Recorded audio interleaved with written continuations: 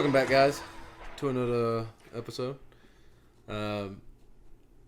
You more than likely, hopefully, just listened to our new episode about bolt action and ARs, right? Suppressed? Yeah, suppressed. Yep. If you can tell, same setup, same day. We figured we might as well roll something else out we were thinking about. And can't see them all in the frame yet, but if you're watching... We literally have a lot of guns right next to us. Yeah. If you can like, see, what do we? If you can see on top of there. Uncle Sam was very nice this year. Different things we're going to go through.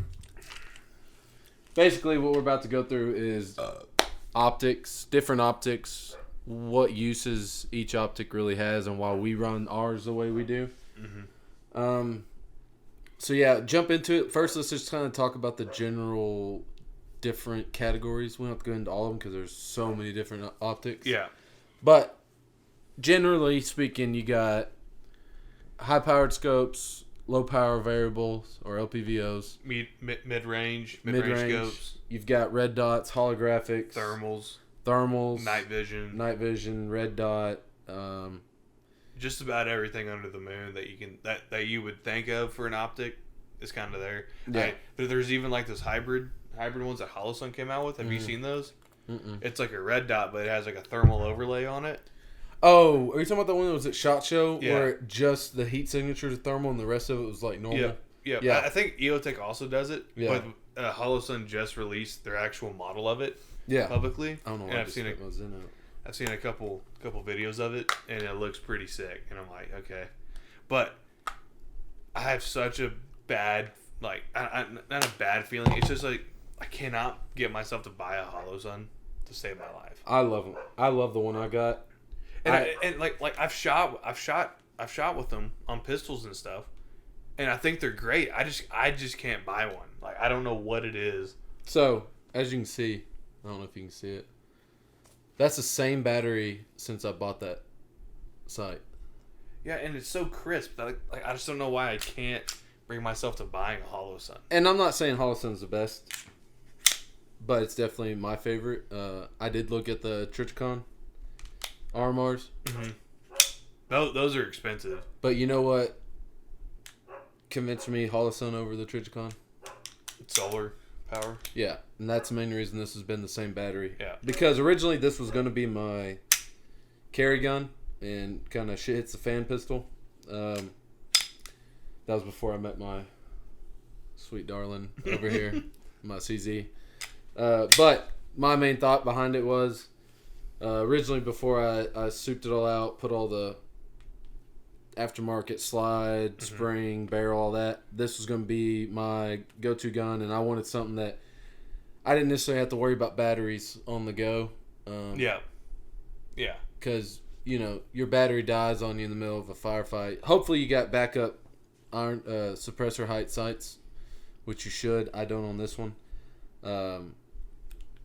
But my main thinking was just I have a lower chance. I mean, the solar power can go out on that.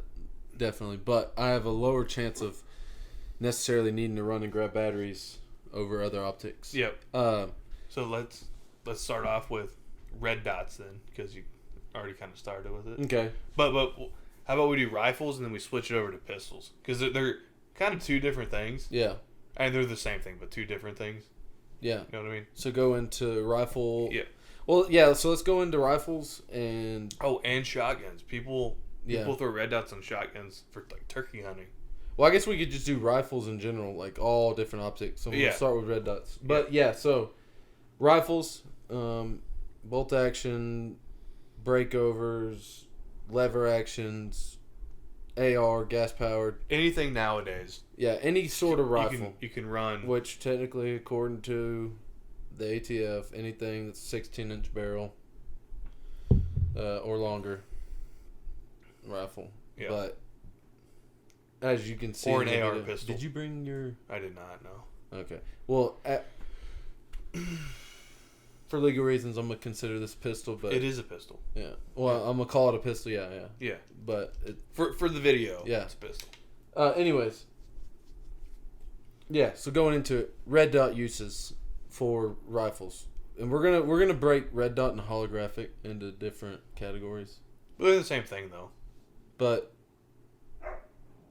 I still think kind of break them in different because there's different uses over each one. Yeah, that's fine. Because there's certain people that prefer red dots, or certain people that prefer holographic. Yeah, that's fair. Because there are holographic that's got like the dots. Oh yeah, that's true. Mine doesn't. But all right, so like just your generic red dot. Red dot, single point. You're one or two MOA. Sometimes they go up to 4. Yeah, the red dots. The red dot you see in Call of Duty.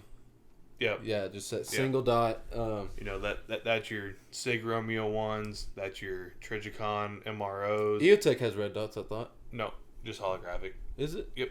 Well, they have the pistol red dot. No, it's a holographic. Yeah, okay. Pretty sure. It's relatively new, so I don't know exactly what it is. So yeah, your red dots, your Holosuns, your Trigicons, your Sigs, your aim points. Yep. Your Vortex has red dots. Cabela version red dots. True Glow. Loophole has a red dot. Delta Point. Yeah. Yep. Anyways, your red dot scopes, sights, red. I would say they're good for about 100 yards. Yeah. Like for general purpose, 100 yards. Maybe you can shoot out farther. You can shoot farther with it, but like without magnification. So that's the one thing we'll get into too is you have a holographic with the magnifier. Yeah, which I hope to eventually put on this bad boy. Wait till Christmas. Vortex puts all their stuff on sale. Oh, I thought you were about to say you're gonna buy me one for Christmas. No, I was about to be like, oh, I'm not buying one for, no. Like the one that I got it on sale like Cabela's for $200. Damn, yeah, so, I thought you were going to say, wait till Christmas, maybe you'll get one. But yeah, no, so red dots, what purposes are you using them for? Close quarter. Close quarter for the most part. Magnify, you can get out a little bit farther. But majority of the people, when they're throwing a red dot on there, they're wanting something they can quickly draw up on, get great sight find recognition. The dot and shoot. Yeah. So. Which, I mean, that's kind of the main goal of the people that made red dots. Quick acquisition. You're not having to line up a reticle or, get in there with the... you're not having to worry about your... head placement. Yeah, what's it called, though? God dang it. Why am eye relief. Yeah, you're not worried about eye relief and all that. So, yeah, like in rifles, ARs, whatever rifle you're running, red dot, majority of the time it's something you're wanting quicker... God, dude, I'm slipping on my words today. Acquisition, yeah. Yeah, quicker target acquisition. Yeah, I was about to say quicker accuracy, which I guess technically. Yeah, but yeah, you're wanting something you can draw up on close quarter. For instance, defending the house, I'm running a holographic on my rifle. But you can kind of put holographic in red dot like interchangeably. Yeah. Which, I mean, the main difference between holographic and red dot... It's just the technology. The technology, and generally, holographics are going to have, like, a circle accompanied with it. Yeah. So there'll be, like, a dot in the middle with a circle around it. Because I know Vortex also has a holographic. And it's not the same exact reticle as the EOTech, but it's still a dot with a circle. Mm-hmm. And then sometimes there's 3 dots. Sometimes there's... I think they even have a 4 dot and a 2 dot. Yeah. So... And then there are holographics without the circle. I think EOTech makes one that you can change the modes. Yeah, I've never seen one in person, but it's on their website. Yeah. But I would never do that. I would keep the circle. Holographic or red dot. Makes me feel like I'm Call of Duty. You got quick targeting. Like for instance this rifle or pistol. Sorry, ATF, don't kill me. This one you see here. This is a EOTech. I don't know which model exactly. I didn't buy it. Got it for free. Anyways, it's a holographic. I've shot at multiple targets, bouncing back and forth. It's a lot easier with this versus something like this. 5 to... Wait, what is it? Is it 25. 5? Is it 5 to 25? Yeah. Yeah, 5 to 25 by 56 millimeter objective. I can do it, but not as easy as this. Yeah. I can't just whip up with that as easy as I can here at a higher power. But yeah, no, this has been a great rifle for switching target to target. You've got an EOTech on yours and you got magnifier, but basically you're wanting to build something that you can, whether it's home defense or competition or just plinking, you're wanting something that you can quickly pull up, bounce target to target, or just you want to be able to get in. Certain competitions. Yeah. Certain competitions, like for like faster shooting stuff, like 3-gun, you don't want to run a... And that's the thing, too, like... It depends on the competition. But I see what you're saying. You can run irons, too. As far as, but they're not as quick as a red dot because you still got to line up. Yeah, you got to line it up, and then you do have other issues like it's not as accurate. As a red dot. Yeah, because you can go on. But yeah, no red dots. Red dots just generally, if that's something you're wanting to use for, it's a good starting point. For like if you're gonna do like an AR, especially if you're building your first AR and you don't necessarily want to drop more money. I mean, red dots can arguably get expensive in holographics, but it's easier to find cheaper red dots than it is cheaper. Yeah, and even like holographics, just because like the technology is different, it is more expensive. So the one con with red dots is like if the glass breaks, the optic's basically done. Mm-hmm. But with holographics, the front glass can break and the optic will still run. Yeah. So that's kind of what I think the main purpose of it was. Mm-hmm. I think, but holographics also chew through batteries compared to red dots. And here's the thing too, like the little watch batteries, they're cheaper and they're easier to find than like mine's like the CR123. I think that's the CR123. Yeah. Those are getting easier to find, but they're ungodly expensive. I found a sleeve of them today in the garage. And the thing kind of helped transition into higher powered optics. If you like red dots, but you want something you're able to go more higher powered, or if you like holographics, you can do like you do with the holographic with the magnifier, or you can get an LPVO with an illuminated reticle or a dot. Like my Firefield I have has an illuminated dot in the center. Yep. And then I think one of your scopes doesn't, or no? I think all my scopes are illuminated, but I don't really even use them that much. That's the thing. Yeah. But point is, like LPVO, you can get that one base power with an illuminated dot, quick, pop up, bright, you see it, and then you can also up the magnification if you want to reach out farther, or holographic the magnifier, you just flip that magnifier over. Yep. And like this may be just more like opinion based, but the reason why I prefer the magnifier with the red dot instead of the LPVO, because like the LPVO, you still have to get your head just right. Yeah. Or you get the half of the scope is a black circle and half of it's not. Yeah. It's also quicker too. Yeah. Instead of trying to figure out, because like it's just a straight 3 power, so you just flip it over, it's 3 power. Versus if you don't want to use 6 because it's like let's say like 200 yards, you don't want to use 6 power. You kind of have to look at it and fiddle with it and try and find where it's comfortable. They do have technology out now. I don't know if you've seen that company. It mounts on on AR. It mounts on your handguard, and you can slide it. I have seen that in and out. That's pretty cool. That does change that statement then. But that's another thing you have to add to your gun. Yeah, it's a very niche market technology. Yeah, I think it's a mount too. Yeah, it's pretty new.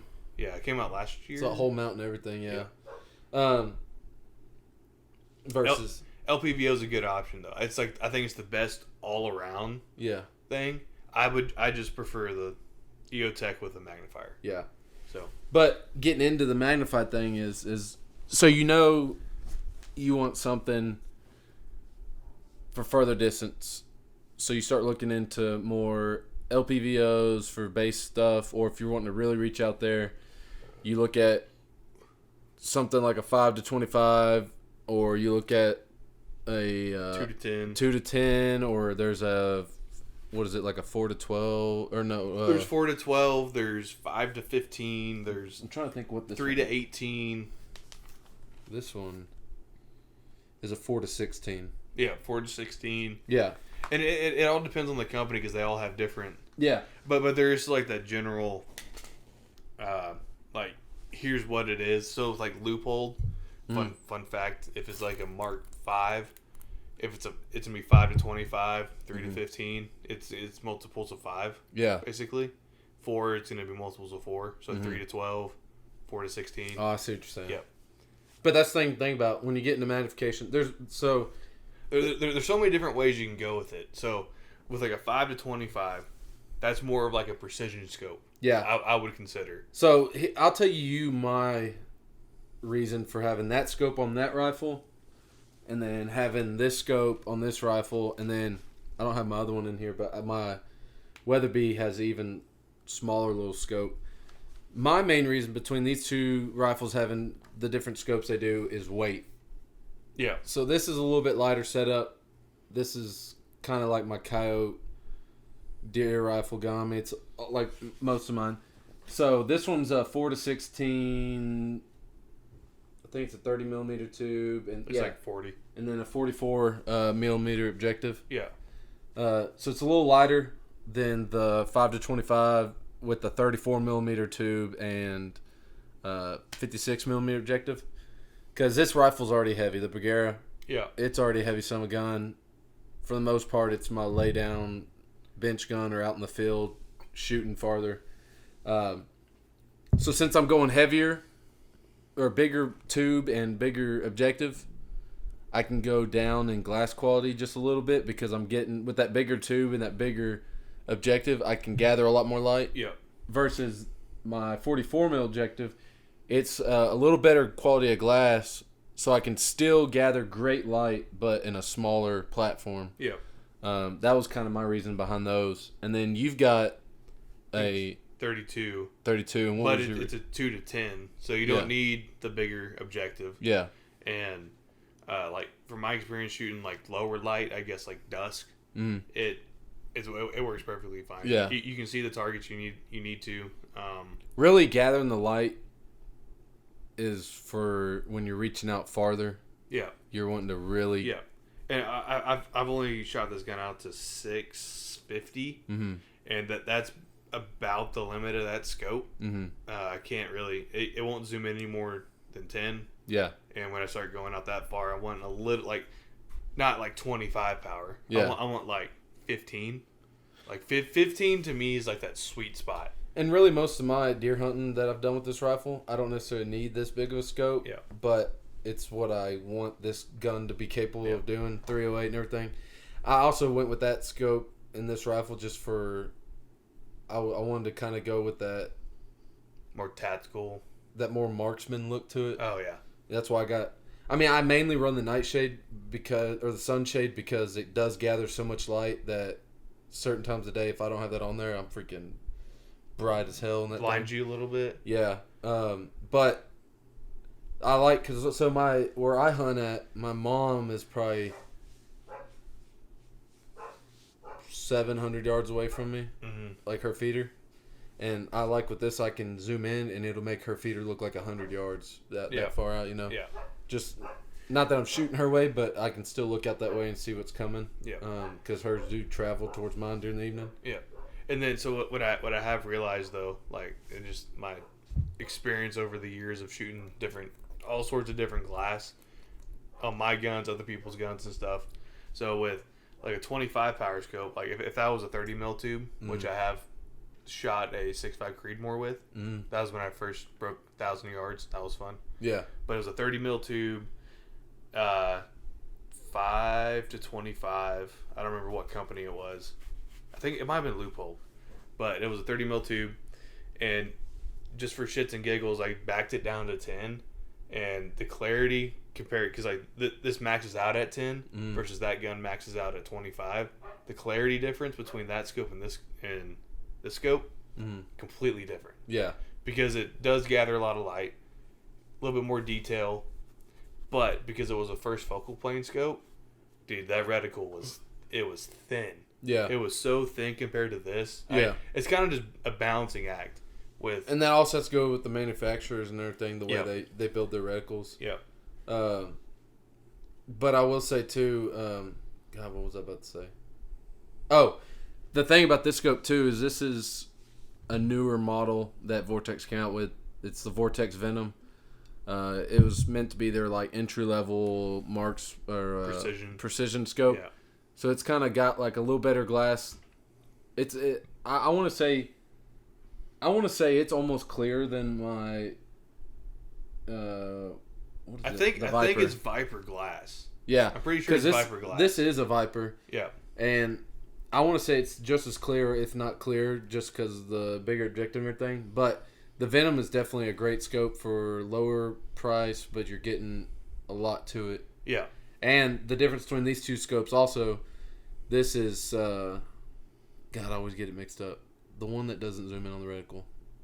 Second focal plane. Yeah, this second focal plane, this is first focal plane. So this one, I can mess with the magnification, don't necessarily have to worry about a little bit of point of impact change, versus this one, I got to accommodate for that, which was also another factor going into this rifle, because I want it to be like a long distance precision rifle, be able to change my power and everything. Yeah. But yeah, no, so really going into just high powered optics, know what your build is, how far you're wanting to shoot, what your budget is, how much light you're planning on needing assistance with, and everything. Like if you're wanting, for the most part, more light is better. Yeah. Unless you're looking into the sun, then it sucks. But the problem that you get into with most companies is when you get into these 34 millimeter tubes with the 56 millimeter objective, they're going to be a little more pricier versus your 30 millimeter tube or whatever. Yeah. Just kind of depends. I think that's the cheapest 34 millimeter tube. Yeah. Scope that's out. Vortex really did great with that scope. Like I love. So I forgot to tell you, my dad's been needing a new scope, and his boss was needing a new scope. Cabela's. So I got this thing I think for $4.99 plus tax. Mm-hmm. I think it sounds about right. Yeah. Anyways, my dad and his boss, Academy, had sale the other day. I think they got them for like after tax, like $415, $420 the other day.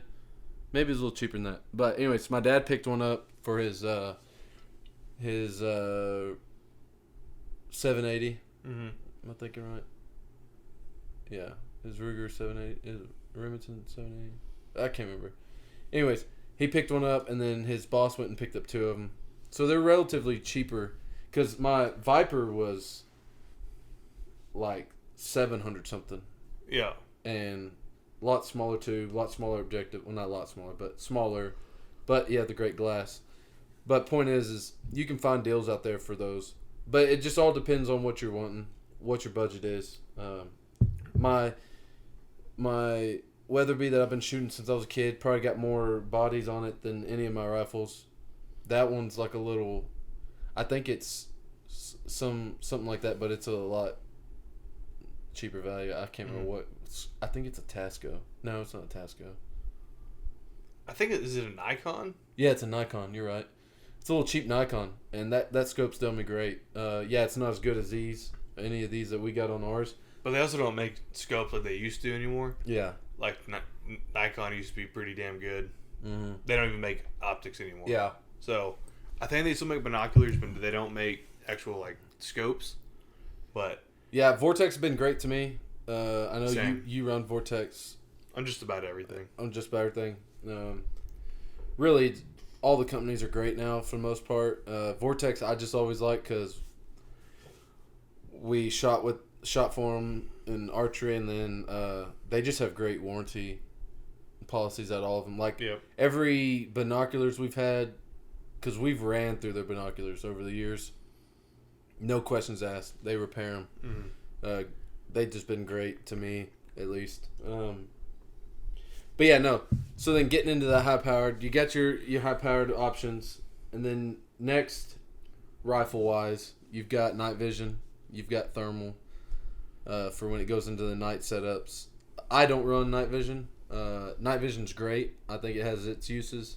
I like thermal because thermal is kind of like, in my opinion, the red dot of night optics.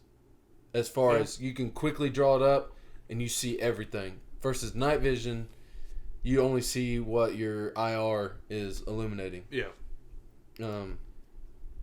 So, I like thermal. I've ran thermal. This setup, y'all have seen it before. This is gonna be my new coyote setup. This scope used to be on my 2250 bolt Weatherby, but now it's going to be on the, if you're watching the video, it's on my AR, the 16-inch, and then I have my suppressor on there. Thermal's an option. AGM's a great scope. I've loved it. It's not the best out there as far as the model I've got, but they do make higher end models. Thermal's great. Night vision. If y'all are interested, check out the link in our bio. Yeah.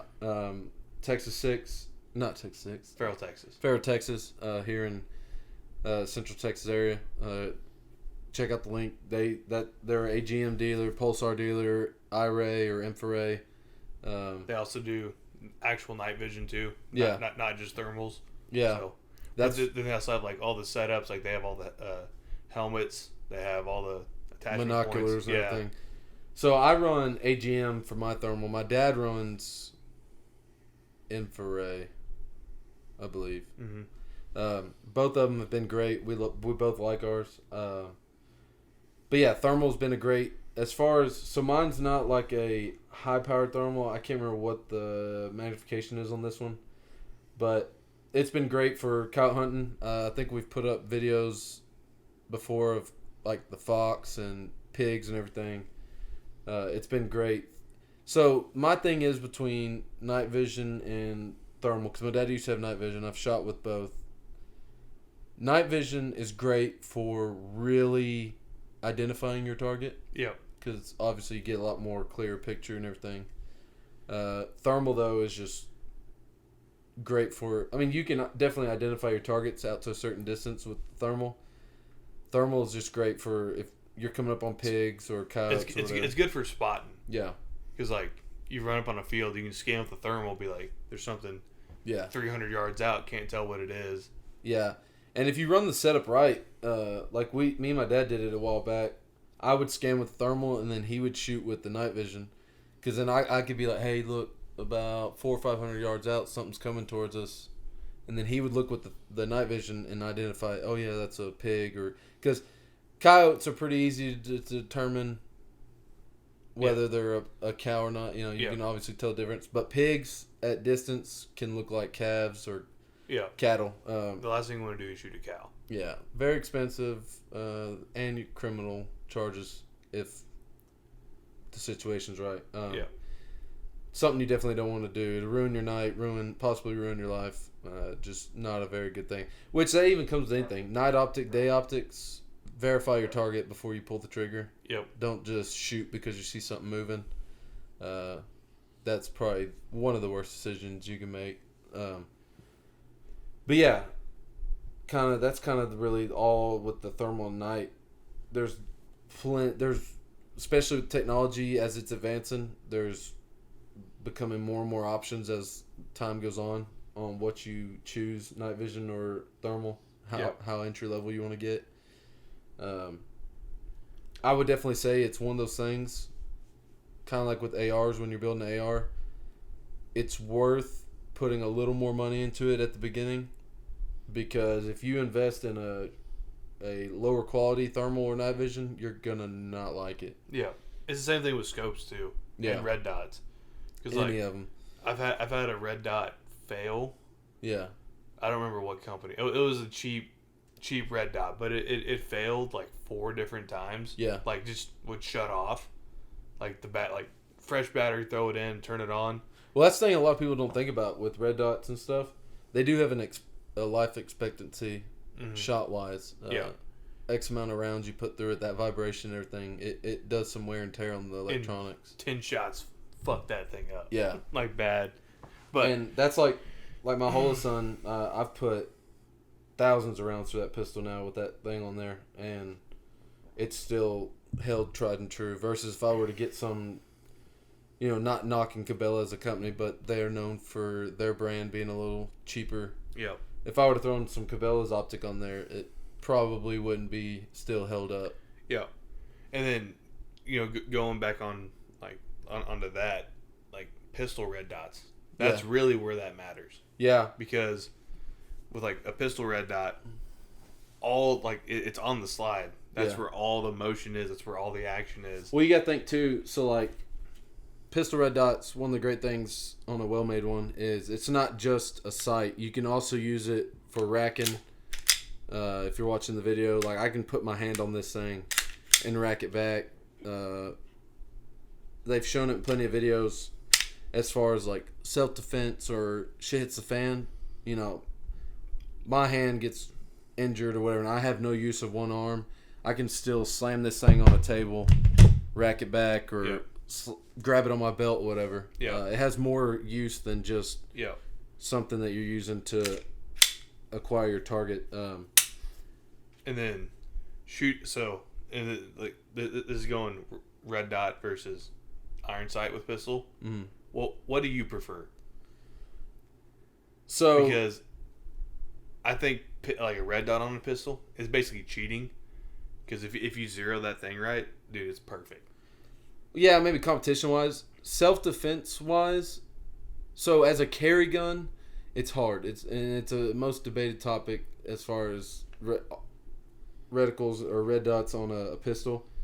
You know, because the worst thing to happen is I go to use this in a self defense situation, and my battery's dead. Yeah. Or the glass is fogged broke or fogged up, whatever.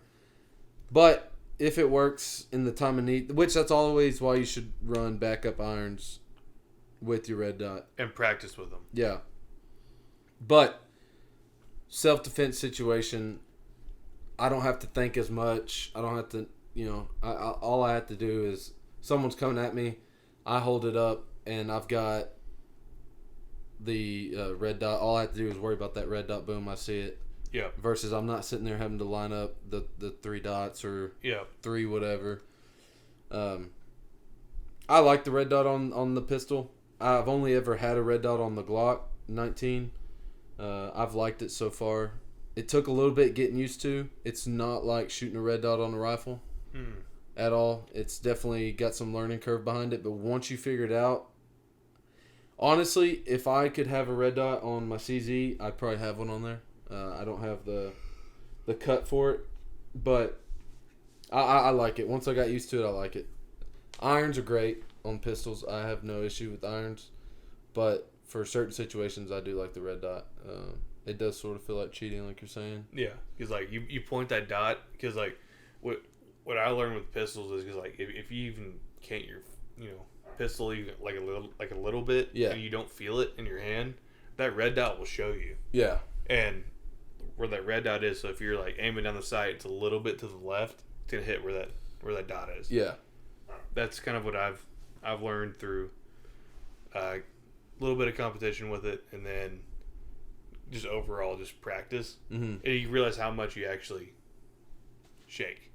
Yeah, that's the thing I noticed the most when I first got into pistols, because I'm more of a pistol guy than rifle now. Well, I've always been. I just love pistols. I think there's more of an art form to it. But the red dot, when I first put that on there, I was like, damn, I did not realize I shake this bad. Because it intensifies it. It's just like magnification on a scope in a way. On a higher powered, the more higher powered your max... Like, if I were to put this rifle at full 25 power, I'm going to notice my instability a lot more than I would at 1 power or 5 power. Yeah. And then what's crazy with like those high power scopes, it's why I don't really enjoy them as much. It's because like if you're prone, you can see your heartbeat on the reticle, and it's just slowly shaking just a little bit. But like on the target, it might be moving like a quarter of an inch or whatever. But on the reticle, it's the whole thing is shaking. Yeah. And then like whenever I notice that, I'll back it off a little bit, and it goes away. Yeah. And then like just me. Like whenever I see it, I start freaking out a little bit. I'm like, shit, I'm not steady enough, and especially it starts going even more. Those farther distances. Yeah. Like when you're shooting out 1,200 yards and your target's the size of a Dr Pepper can. Yeah. You know, like as far as how it looks, that shaking really makes it hard to kind of like hold focus on what you're aiming at. Yeah. But no, I definitely think I like red dots on pistols a lot more now that I've had time with it. I didn't at first. I kind of regretted I had buyer's remorse because I was like, I don't know if this is really my thing. Yeah. But now that I've put time into it, I definitely enjoy it. But yeah, pistols are just fun, especially when you got little sticks or drums. Extendo clip. Yeah. It makes it running through some fun. Yeah. I do want to get a suppressor for my pistol eventually. Yeah, so my next suppressor is going to be 22. Because I told you about that yesterday, I'm pretty sure. Yeah. Shooting in the backyard and not even, like, it doesn't even sound like a gun's going off. Yeah, Cole's got a 22 suppressor for his pistol. My next 2 suppressors is going to be a 22 and a 45 can. I might just go 9. I remember we've talked about this in the past. Mm-hmm. About, like, your first can should be a 30 cal so you can go down to 5.56. And it's the same thing with the pistol. You get a 45 so you can go down to 9. Yeah. I think about just getting a 9. See, I thought about getting a 9 because all my pistols are 9. But I know as soon as I get a threaded 45, I'm going to wish I would have got a 45 can. Just get another 45 can. Yeah, but then I got to do all that process again. That's true. Just knock it all out at once. I did hear from somebody that suppressors are coming in. Like, some are coming in like 3 days. Yeah, no, they're super fast. They're super fast right now. It's why I want to be back home so I can do it and hopefully get it in time. Yeah, I've been trying to figure out when I want to do another suppressor. I got too many projects going on right now, but I don't. I got a wedding to pay for. That's my project. Yeah. But yeah, no. Really, just with optics, there's so many different choices. It all boils down, just like when you're building anything, know your use, know what you want. Like, if you're building a rifle and you're like, man, I want it to be a precision rifle, but I also kind of want it to be close quarters because this is all I can afford, or this is all that I really want to spend money on right now. LPVO might be your option. Yeah, LPVO is your option. Or if you have the benefit of buying more than one, like this gun and this scope are probably never going to see, like, this gun probably will never see another scope on it. Yeah. Unless I change it to a different lower power scope. Really? Then I'm going to have to build a gun to put this fucking thing on. What you need to do is when you're building a rifle or you're buying a rifle, kind of make a checklist. Okay, this rifle's only ever going to be, like, obviously this 308, my Bergara is never going to be a close quarter.